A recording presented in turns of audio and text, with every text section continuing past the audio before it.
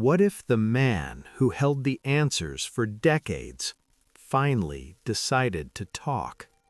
For years, decades, 5 murder cases sat untouched, 5 names, 5 families, 5 files collecting dust. No arrests, no justice, just silence. And then, without warning, that silence broke. "I did it," he said. Those 2 words sent shockwaves through law enforcement offices and living rooms across the country, because the voice on the other side of that confession wasn't a suspect anyone had been watching. It wasn't a fugitive on the run. It wasn't a man in the headlines. It was someone no one expected. The cold open, a voice that changed everything. Imagine a small interrogation room, fluorescent lights, a table scarred with years of use. A recorder clicks on. The man sitting there isn't yelling, he isn't panicked. His voice is calm, almost measured. Investigators lean in as he begins to speak. Not about one crime, but 5. Details begin to spill out. Locations, dates, methods, information only the killer could know. Detectives exchange glances. One of them quietly steps out of the room, already reaching for a phone. Because what's happening in that room isn't just a confession, it's the collapse of 5 cold cases at once. A national crisis hidden in plain sight. Here's a chilling fact.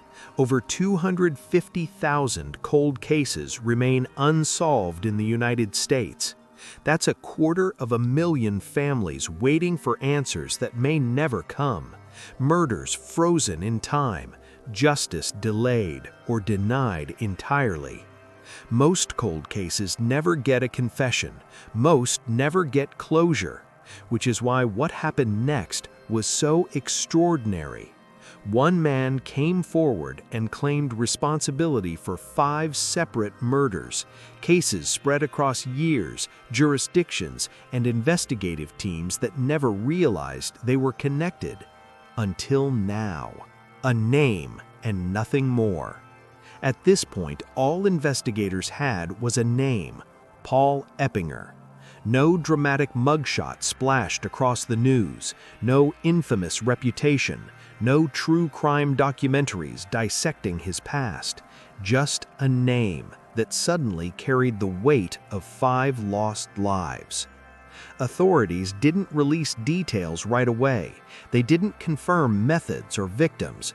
They moved carefully, because a false confession could devastate families all over again. But as Eppinger continued speaking, it became clear this wasn't speculation. This was knowledge. This was memory. This was confession. 5 murders, 5 families, 1 voice. The cases stretched across different years and locations, different victims, different investigative teams. At the time of each murder, there had been theories, wrong suspects, dead ends, leads that went nowhere, evidence that never quite lined up. Each case faded into obscurity on its own, but now, suddenly, they were being pulled together by a single thread. Paul Eppinger wasn't just confessing, he was rewriting history. Why this confession changed everything. For law enforcement, this was a breakthrough and a nightmare.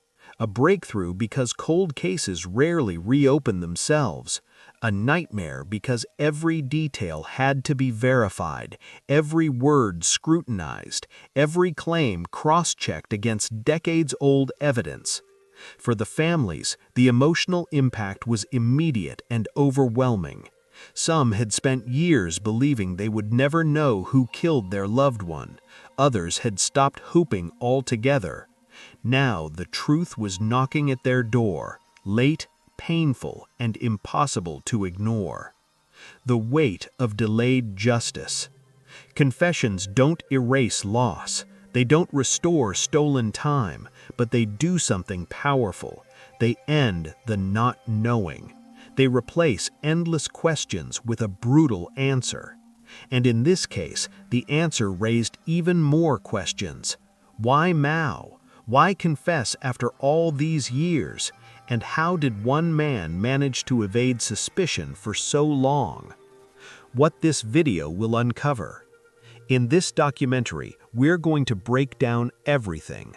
Who Paul Eppinger really was, the 5 victims whose lives were taken, how each case went cold, the patterns investigators missed, the moment everything finally came together, and whether the confession tells the full truth or just part of it.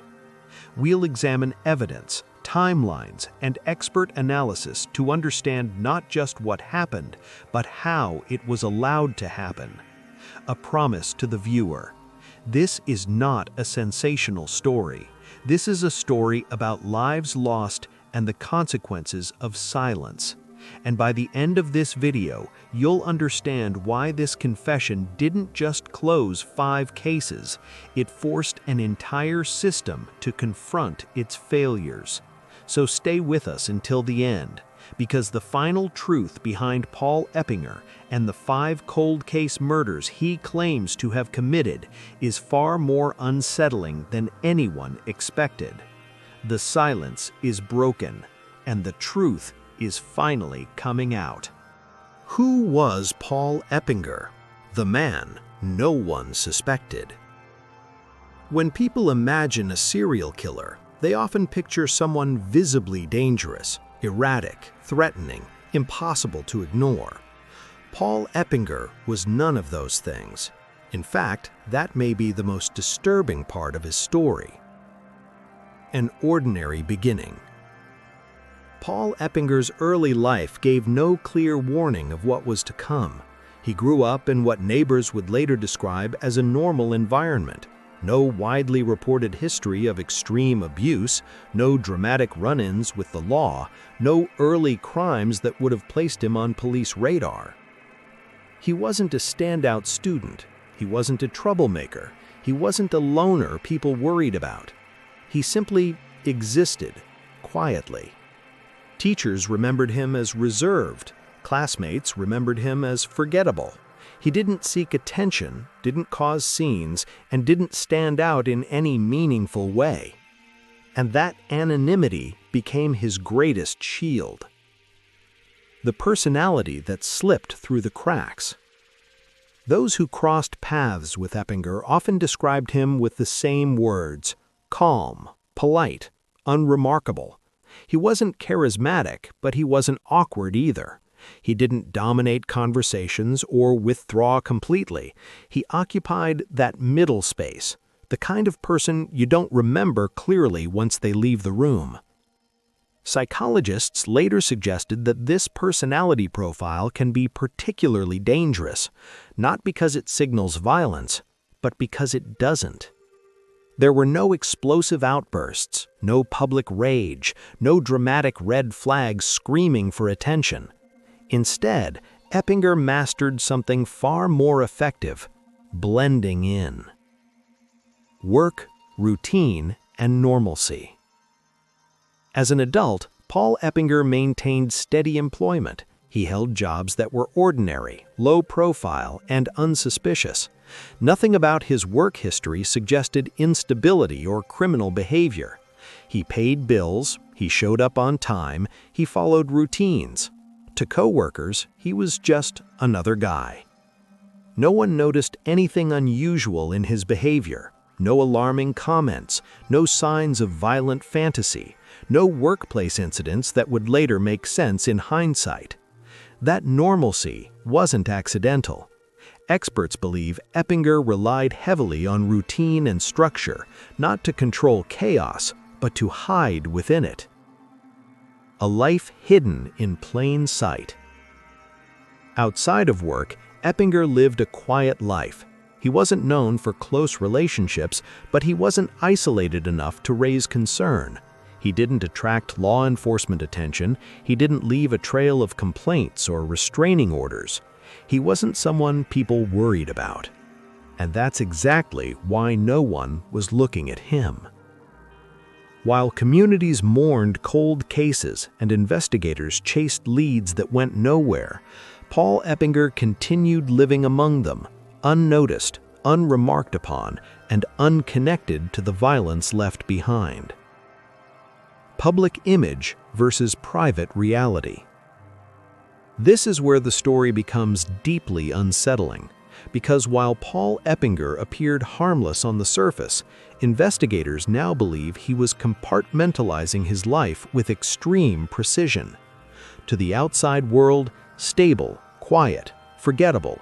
In private, harboring secrets tied to unimaginable violence.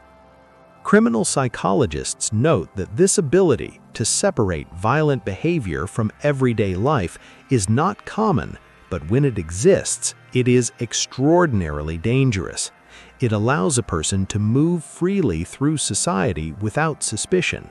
It allows crimes to go unconnected.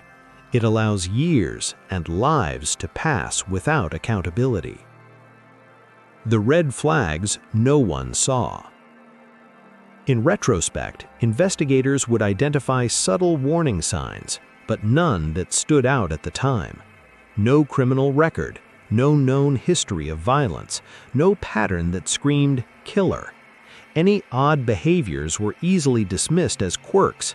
Any distance was chalked up to personality. Any silence went unquestioned. There was nothing, at least nothing obvious, that linked Paul Eppinger to violent crime. And that is precisely why no one connected him to the murders. Why he was never a suspect. Cold cases often fail not because of a lack of effort, but because of assumptions. Investigators look for patterns they recognize, suspects who fit profiles they've seen before, criminals who leave obvious trails. Paul Eppinger didn't fit the mold. He wasn't known, he wasn't loud, he wasn't visible. And so, for years, his name never appeared in case files, never surfaced in tip lines, never crossed the desks of detectives searching for answers. Until the day he spoke.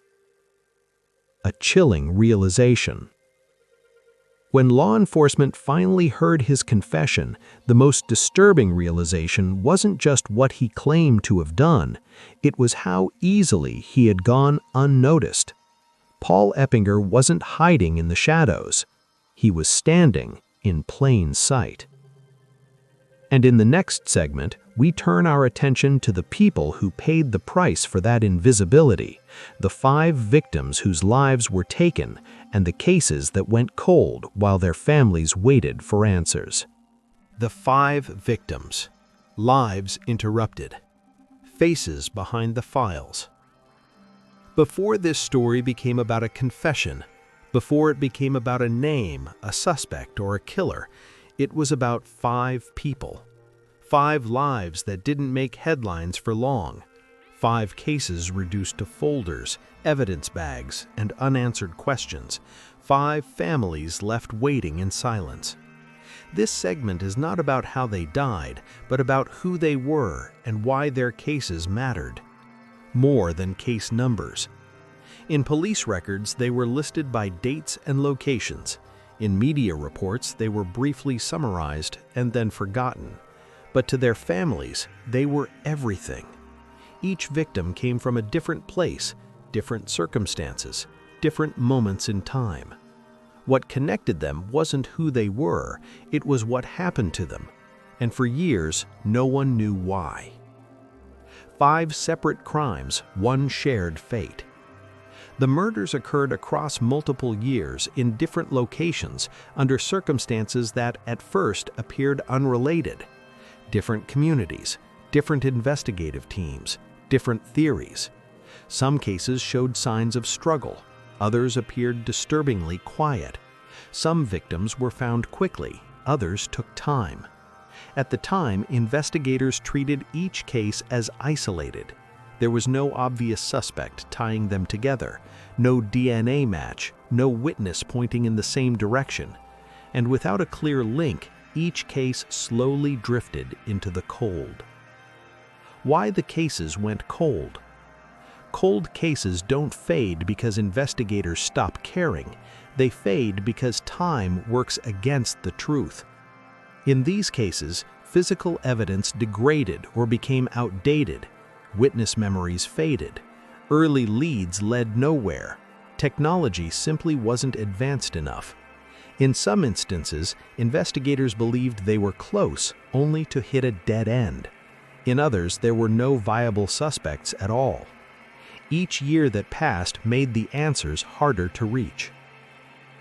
The human cost of silence. For the families left behind, life didn't stop, but it changed forever. Birthdays passed without answers. Holidays came and went with empty chairs. Anniversaries of loss became rituals of grief. Some families stayed vocal, pushing for attention. Others grieved quietly, believing justice might never come. What they all shared was the same question: why? Media attention and its limits. At the time of each murder, there was media coverage, brief, urgent, emotional. But attention fades. New stories replace old ones. Breaking news overshadows unresolved pain. As years passed, headlines disappeared. The cases slipped out of public awareness, known only to investigators and families who refused to forget.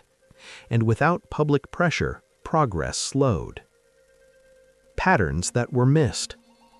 Looking back now, investigators believe similarities existed. Timing patterns, behavioral consistencies, circumstances that should have raised questions. But without modern data sharing systems or centralized databases, those patterns remained hidden. Each department worked its own case, never realizing they were chasing the same shadow. Unanswered questions that lingered for decades. For years, the families were left with nothing but theories.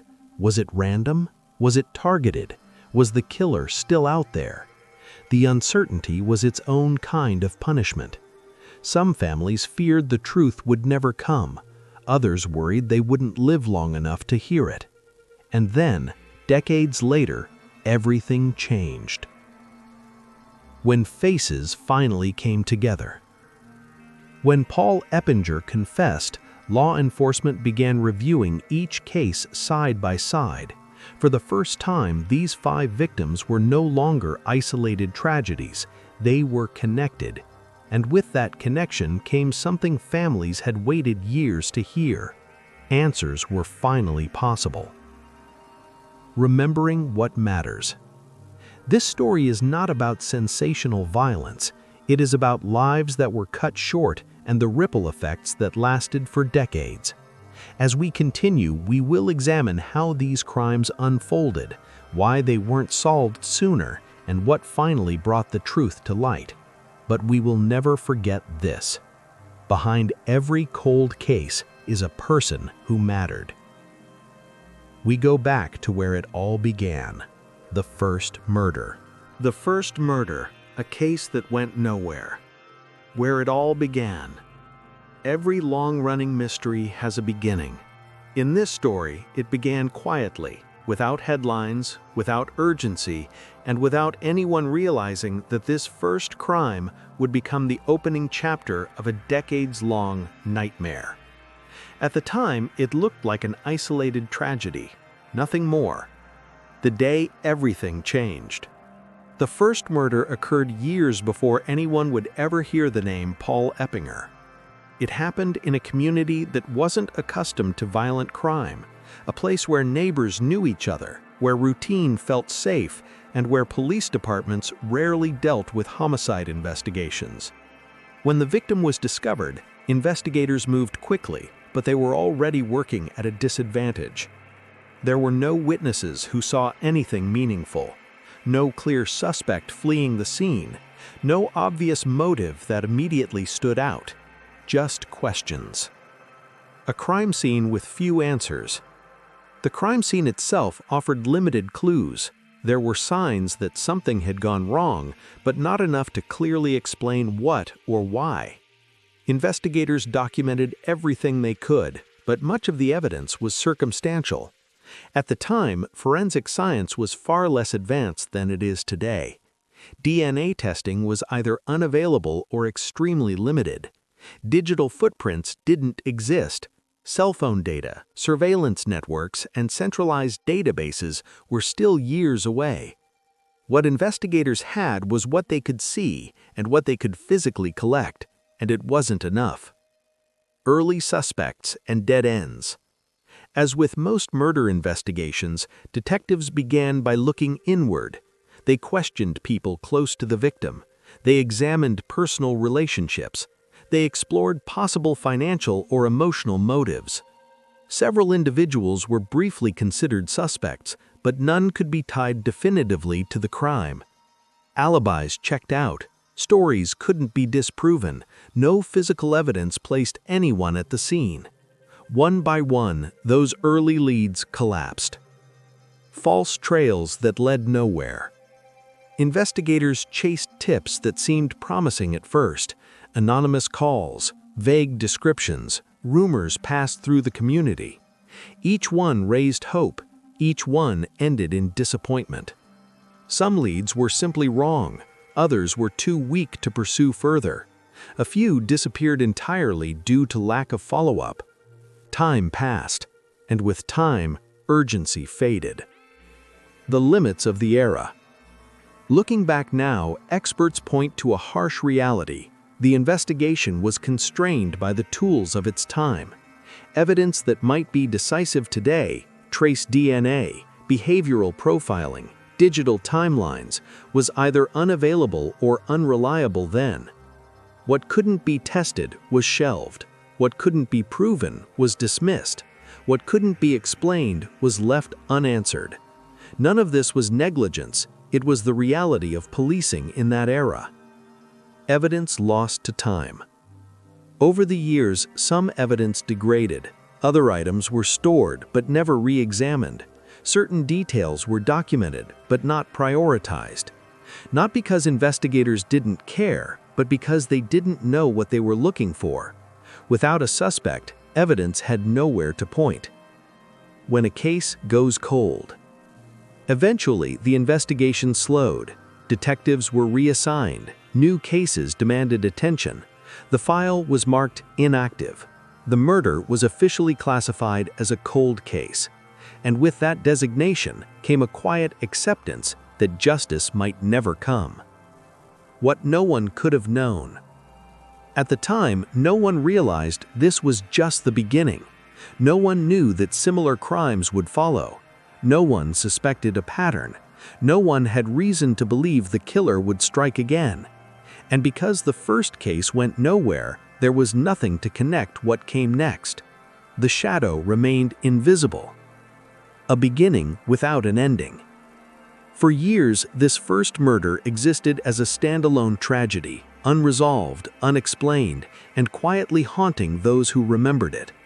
It would take decades before investigators would look back and recognize it for what it truly was, the starting point of a series. In the next segment, we'll examine how that series unfolded and how multiple murders occurred before anyone realized they were connected. Because while this first case stalled, the violence did not. A pattern emerges too late. 5 crimes, 1 shadow. After the first murder went cold, there was no alert, no warning bulletin, no sense that something larger was unfolding. To investigators, it was an isolated tragedy, but it wasn't. It was only the beginning. The second murder, a familiar silence. When the second murder occurred, it unfolded in a different place, under different circumstances, but the aftermath felt eerily familiar. Another victim, another scene that raised questions without offering answers, another investigation launched with urgency, then slowed by uncertainty. Once again, there were no clear witnesses, no obvious suspect, no decisive forensic breakthrough. Detectives worked the case hard, unaware they were retracing steps already taken by another department years earlier. The files remained separate, so did the dots. The third and fourth murders, a pattern hiding in plain sight. By the time the third and fourth murders occurred, something subtle but critical was forming. Each crime viewed alone looked different enough to avoid suspicion of a serial offender, but viewed together years later, investigators would recognize similarities. Comparable victim vulnerabilities, familiar environmental settings, consistent timing patterns, behavioral details that felt intentional. At the time, however, no one was looking at the bigger picture, because no one knew there was one. Why the cases were never connected. One of the most troubling questions in this story is simple: why didn't anyone see it sooner? The answer lies in how criminal investigations were, and often still are, structured.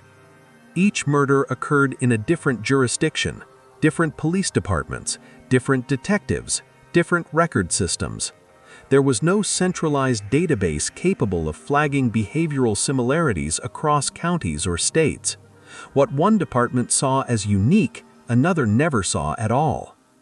Jurisdictional barriers and silos. Law enforcement agencies are trained to focus inward, on their own cases, their own communities. Information sharing wasn't automatic. Cross-department collaboration was limited. Patterns that crossed borders were difficult to identify. And Paul Eppinger took advantage of that fragmentation, whether intentionally or not. He didn't strike repeatedly in one place. He didn't follow a predictable schedule. He left just enough variation to avoid detection. Missed opportunities that haunt investigators. In hindsight, there were moments, brief windows, when things might have changed. A tip that wasn't followed up thoroughly, a behavioral similarity that felt familiar but couldn't be proven, a suspect description that didn't quite match anyone local. At the time, these moments didn't seem significant. Now they feel devastating, because had even one connection been made early, lives might have been saved. The weight of realization. For investigators, connecting the cases brought a mix of relief and regret. Relief because the truth was finally visible. Regret because it had been invisible for so long. Every cold case carries the weight of what might have been. And in this story, that weight was crushing. One shadow moving freely.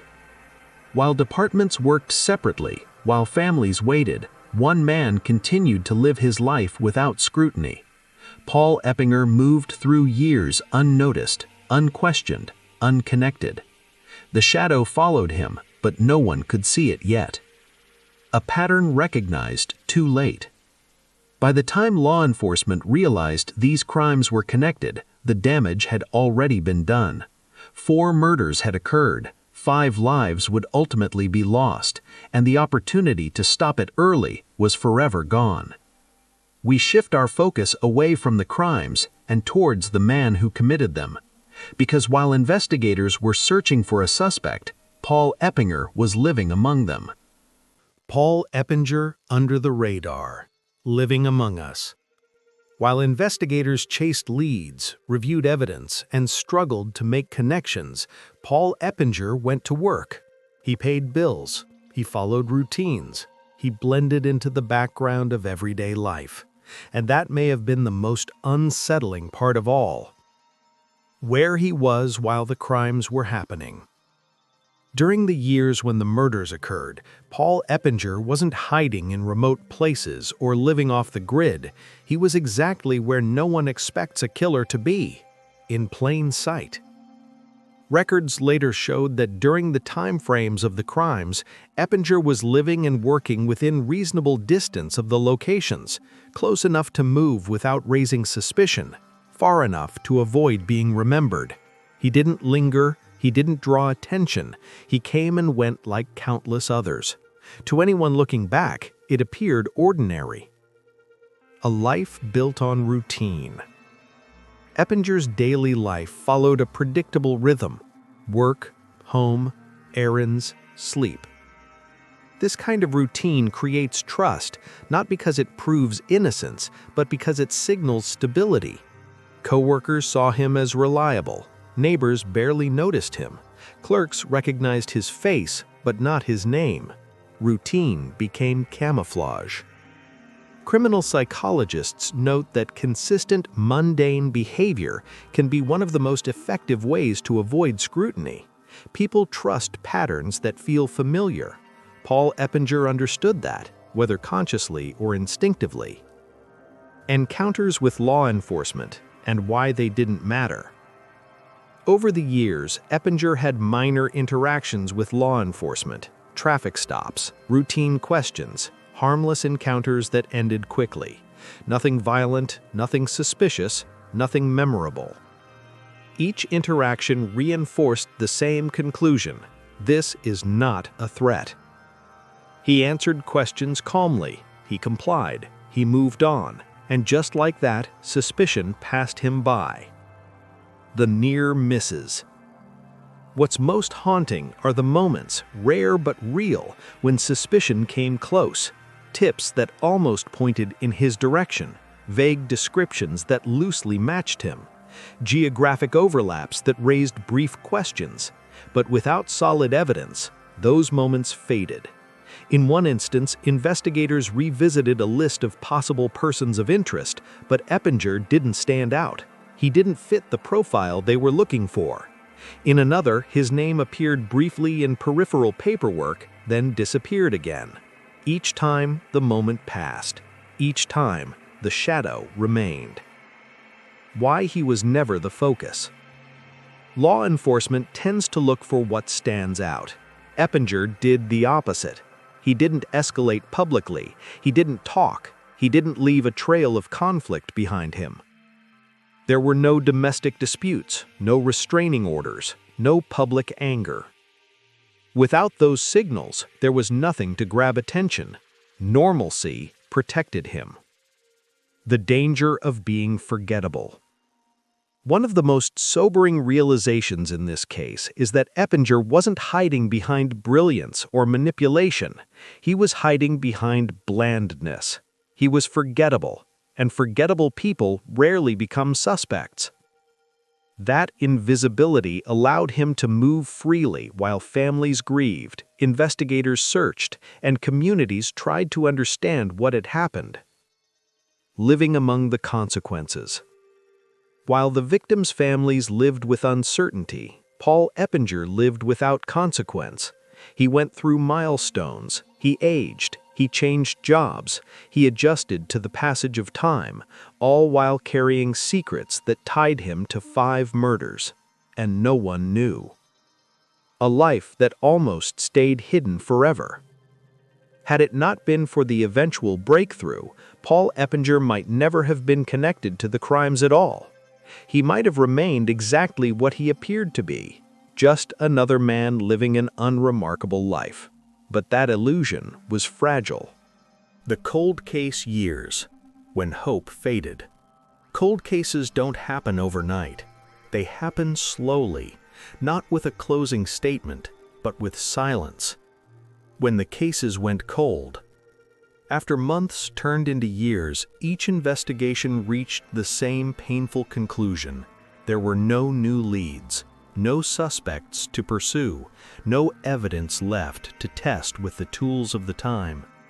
One by one, the cases were officially classified as cold. That label doesn't mean the cases were abandoned. It means they were paused, waiting for something that might never come. The files that stopped moving. Once a case goes cold, activity slows dramatically. Detectives are reassigned to active investigations. New crimes demand immediate attention. Resources shift elsewhere. The files are boxed up. The evidence is cataloged and stored. The case is marked inactive. Not because it no longer matters, but because there is nowhere left to go. Detectives who never got answers. For the investigators involved, cold cases leave scars of their own. Some detectives would revisit the files in quiet moments, rereading notes, re-examining photos, wondering what they missed. Others carried the frustration for decades. Some retired without ever knowing the truth. And with each passing year, the chances of solving the cases seemed to slip further away. Evidence lost to time. Physical evidence doesn't age well. Materials degrade, labels fade, storage methods change. What couldn't be tested at the time was shelved, waiting for technology that didn't yet exist. Some evidence remained intact, some became unusable, some was forgotten altogether. Time became the enemy. Families who refused to forget. While investigations slowed, families did not. They held vigils on anniversaries, they lit candles, they shared memories, they posted flyers long after the public stopped looking. For them, the case was never cold. Every unanswered question was a wound that refused to heal. Birthdays passed, holidays came and went, lives continued but with a permanent absence. The weight of unanswered violence. There is a unique pain that comes with not knowing who did it, not knowing why, not knowing if justice will ever come. Families lived with uncertainty, some for decades. They learned to survive without closure, even as hope quietly faded. A silence that felt permanent. As the years passed, the cases slipped further from public memory. Media attention disappeared, community awareness dimmed, the stories were no longer told. It began to feel as though the truth might stay buried forever, and for a long time, it did. What no one expected. But cold cases are not the same as closed cases. They wait, they linger, and sometimes, when no one expects it, they come back to life. We'll explore the moment that changed everything, the breakthrough that reopened the files, reignited hope, and led investigators back to a man no one had been watching. Because after years of silence, the past finally spoke. The breakthrough. One detail changes everything. The breakthrough. One detail changes everything. Cold cases don't usually end with a dramatic revelation. They end quietly, with a detail. And in this story, one detail changed everything. A second look at old evidence. Years after the murders were shelved, advances in investigative technology gave law enforcement something they hadn't had before, a reason to reopen the files. Evidence that once couldn't be tested was pulled from storage. Files that hadn't been touched in decades were unsealed. Case notes were digitized and compared side by side. What once felt outdated suddenly had new potential. Technology catches up to the past. Forensic science had evolved. DNA testing had become more precise. Fingerprint databases were larger and interconnected. Behavioral profiling offered insights that didn't exist at the time of the crimes. Investigators began reprocessing what little physical evidence remained, carefully, deliberately, knowing that this might be the last chance. And then, something surfaced. The detail that refused to stay buried. It wasn't dramatic, it wasn't obvious, but it was consistent. A small detail, present in more than one case, that had once been dismissed as coincidence. When investigators noticed it appearing again and again, the cases stopped looking isolated.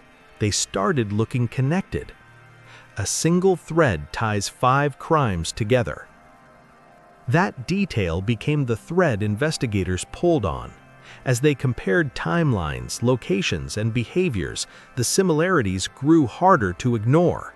What once looked random now appeared deliberate. What once felt unconnected now shared structure. 5 cases finally viewed as one. And when investigators began mapping movements and opportunity, one name quietly rose to the surface. Why Paul Eppinger came back into focus. Paul Eppinger wasn't a suspect before, but now he was present in the margins. He had lived within proximity of multiple crime scenes. His movements aligned with critical time frames. His lifestyle placed him in the background, exactly where no one had looked. At first, it was just a question mark. Then it became a concern. Re-interviews and silent surveillance. Investigators didn't rush. They watched, they verified, they re-interviewed people who had crossed paths with Eppinger years earlier. They reviewed employment records, they examined travel patterns, they compared known behaviors to crime scene details. Everything was quiet, methodical, intentional. Behavioral profiling fills the gaps. Criminal profilers weighed in, examining the crimes as a whole. They saw control, they saw restraint, they saw a consistent psychological signature. The profile didn't describe a drifter or a visibly violent man. It described someone who blended in, someone who avoided attention, someone like Paul Eppinger. The moment suspicion solidified. There came a point when investigators stopped asking if Eppinger was connected and started asking how far it went. The evidence wasn't overwhelming, but it was enough to justify a conversation, enough to reopen wounds, enough to knock on a door that hadn't been opened in years. A quiet approach. There were no sirens, no arrests, no public announcements, just a request to talk. Investigators knew that if they pushed too hard, too fast, everything could fall apart, so they waited, and then they sat across from him. The calm before the confession. Paul Eppinger didn't know it yet, but the walls were closing in. Every piece of the past, every forgotten detail, every overlooked connection was converging. The silence that had protected him for decades was cracking. And in the next segment, we enter the room where that silence finally broke, because after years of avoidance, Paul Eppinger decided to speak. The confession. He finally spoke. For decades, Paul Eppinger said nothing. No slips, no public mistakes, no recorded confessions, just silence. Until one day, after years of investigators circling closer, that silence ended. The circumstances that led to the confession. The meeting was not accidental. Investigators didn't storm in with handcuffs or accusations. They invited him to talk, quietly, formally, calmly. By the time Paul Eppinger sat down in the interrogation room, he already knew something had changed. This wasn't casual. This wasn't routine. Inside the interrogation room. The room was plain. Gray walls, a table, 2 chairs, a recorder placed carefully in view. No raised voices, no intimidation. The strategy was simple. Let him speak. And when he did, they listened. His demeanor, calm, controlled, detached. Paul Eppinger did not appear panicked. He didn't cry. He didn't shout. He didn't deny everything outright. His voice was steady, his posture relaxed, his tone measured. It wasn't the behavior of a man overwhelmed by guilt.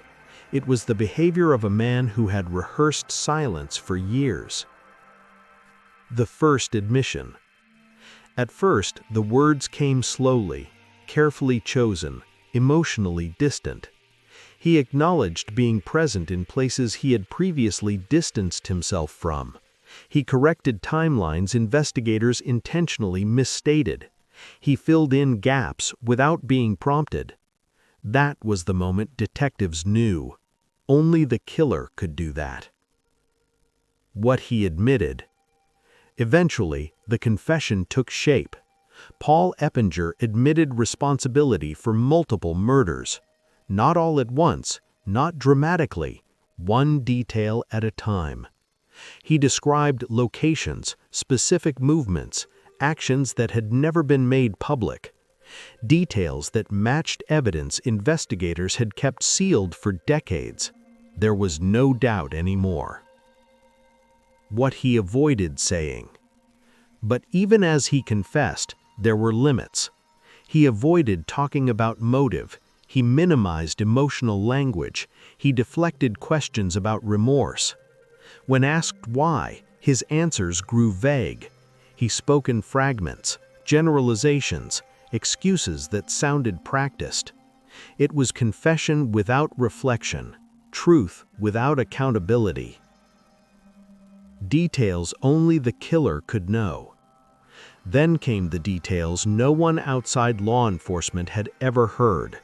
The placement of bodies, the order of events, the mistakes investigators never released. Detectives exchanged glances. Each confirmation tightened the room. The weight of 5 cold cases, once frozen in time, was now fully present.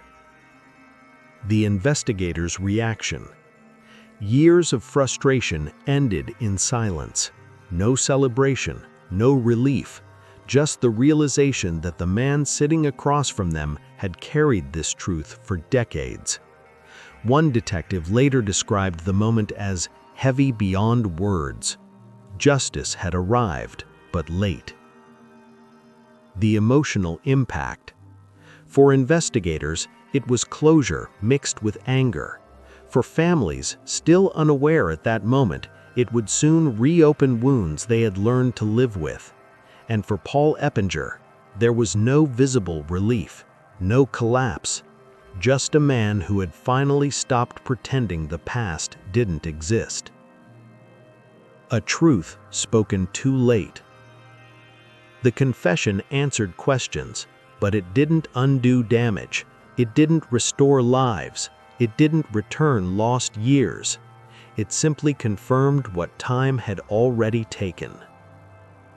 How the families reacted, how law enforcement processed the truth, and whether a confession this late can ever feel like justice. Truth or damage control. Examining the confession. 10-minute segment. Reflective, psychological, unsettling. When Paul Eppinger finally confessed, the words filled decades of silence, but they also raised a darker question. Was this the full truth, or was it the truth he was willing to give? Did he confess to everything? On paper, the confession was complete. Names, locations, methods. 5 cold cases, finally connected to a single man. But investigators noticed something unsettling. He confessed only to what could be proven, nothing more. There were no spontaneous revelations, no admissions of crimes law enforcement hadn't already suspected, no unexpected details that expanded the story beyond the evidence. It wasn't a flood of truth, it was a controlled release. The gaps that wouldn't close. Certain questions remained unanswered. Why those victims? Why those places? Why stop? Or did he? When pressed on motives, his answers blurred. Stress, impulse, circumstance, words that explained nothing. And when asked about the emotional weight of what he'd done, he pivoted, back to timelines, back to facts, back to distance. Inconsistencies and omissions. Investigators caught subtle contradictions, minor details that shifted slightly each time he retold them, moments that felt rehearsed but not remembered. Experts later described these gaps as intentional, not lies, but omissions, a way to maintain control over the narrative even at the end. Confession or legal strategy. By the time he spoke, Paul Eppinger had limited options. Evidence was mounting, the cases were being reopened, technology had erased the protection of time. A confession now could mean reduced charges, avoiding trial, preserving some image of cooperation. In that context, truth becomes strategic, not moral. What the experts saw. Psychologists analyzing the confession noticed a pattern: emotional detachment, lack of spontaneous remorse, focus on self-preservation. Profilers described it as instrumental honesty, telling the truth only when it served him, not because he needed to confess, but because he needed control. Was the remorse real? There were moments, brief ones, where his voice shifted, a pause, a lowered gaze, a breath held too long. But was that remorse or fear of final judgment? Experts disagreed. Some believed the guilt had been buried so deeply that what remained was numbness. Others believed the emotion was performative, calculated to soften perception. Either way, something was missing: empathy. Truth without accountability. A confession can answer questions, but it doesn't automatically bring healing. For families, the truth felt incomplete. For investigators, it felt late. For the public, it felt unsettling. Because a man can admit guilt without ever truly owning the damage it left. The question that lingers. So was Paul Eppinger finally telling the truth, or was this one last attempt to control how history remembers him? The answer may never be clear, but one thing is certain: a confession can close a case without closing the wounds it left behind. Justice for 5 lives: what the confession changed. 10-minute segment, reflective, human-centered, heavy with meaning. When Paul Eppinger finally confessed, the legal system moved quickly, but for the families, time moved differently. For them, the clock had stopped decades ago, and now suddenly it was starting again. Case closures, files finally marked solved.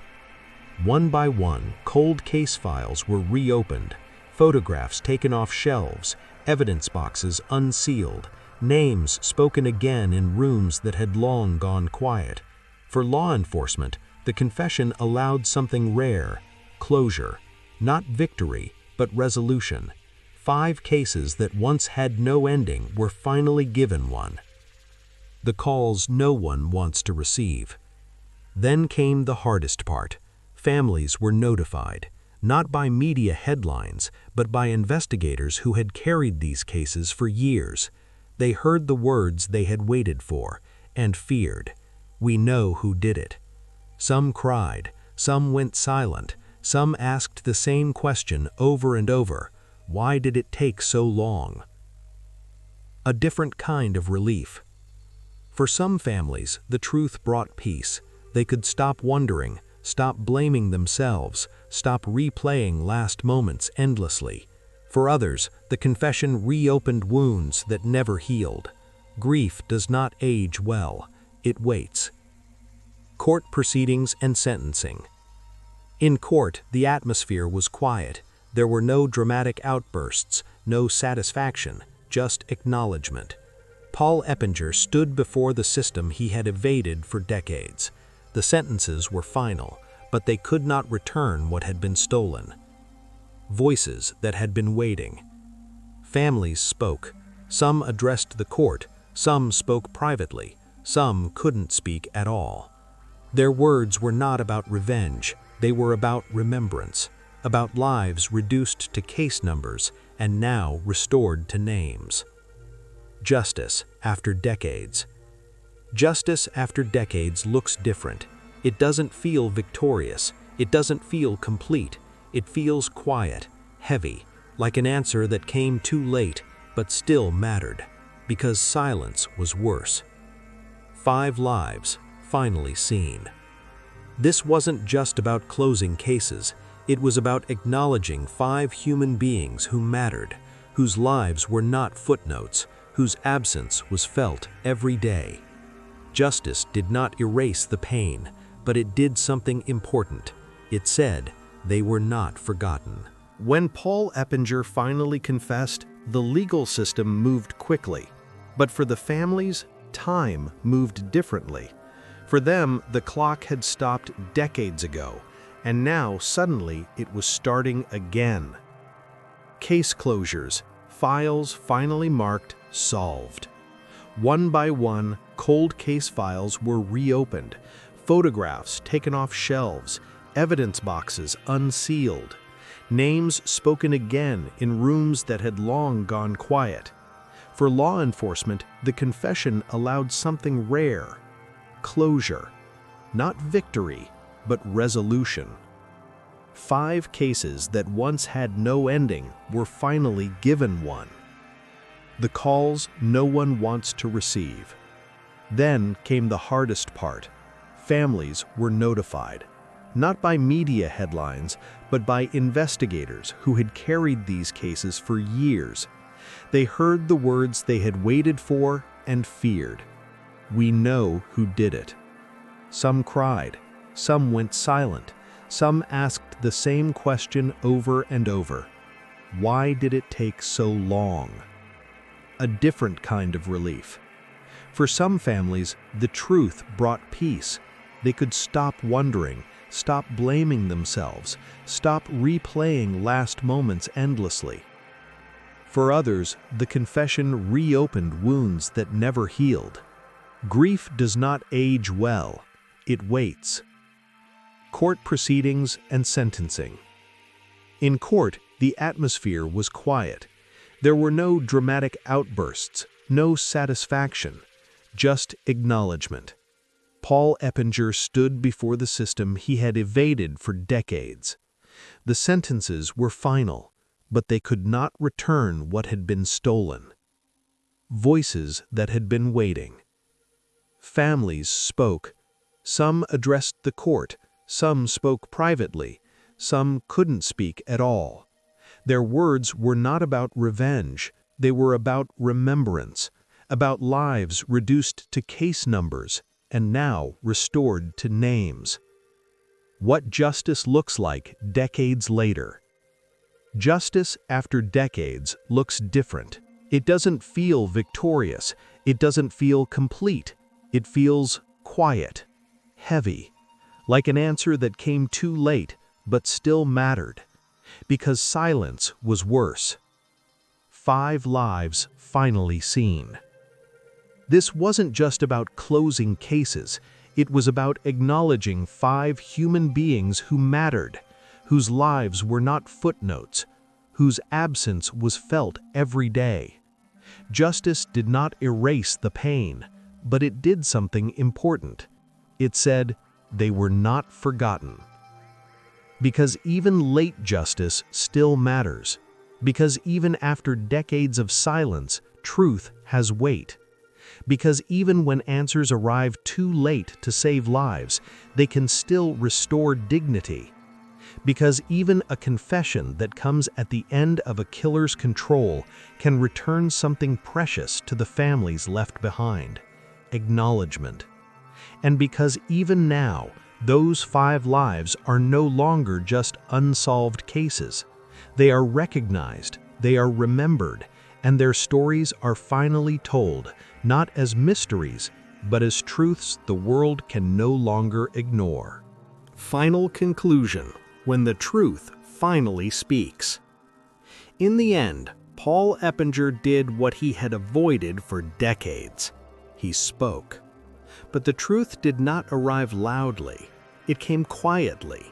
Long after the lives were taken, long after families learned how to survive without answers. And that may be the most unsettling part of all. For years, these cases existed in the shadows of uncertainty. Mothers waited by phones that never rang. Fathers replayed memories, searching for missed signs. Children grew up without knowing why someone they loved never came home. Time did not heal those wounds. It only taught people how to carry them. When the confession finally came, it did not feel like a victory. It felt like gravity, heavy, inescapable, final. Justice, when delayed this long, does not celebrate. It acknowledges. It says, "This happened. These lives mattered. The truth was always owed." And yet, even now, questions remain. Why these victims? Why did he stop? Or did he? What allowed him to live unnoticed while families lived in grief? Some answers died with him. Others may never exist. But silence is no longer one of them, because the most powerful thing about this story is not the killer. It's the endurance of those left behind. Families who refused to forget. Detectives who refused to close the files. Communities that carried grief for people they barely knew, but never stopped caring about. This confession did not restore the past, but it did something important. It returned names to the forgotten. It turned case numbers back into human lives.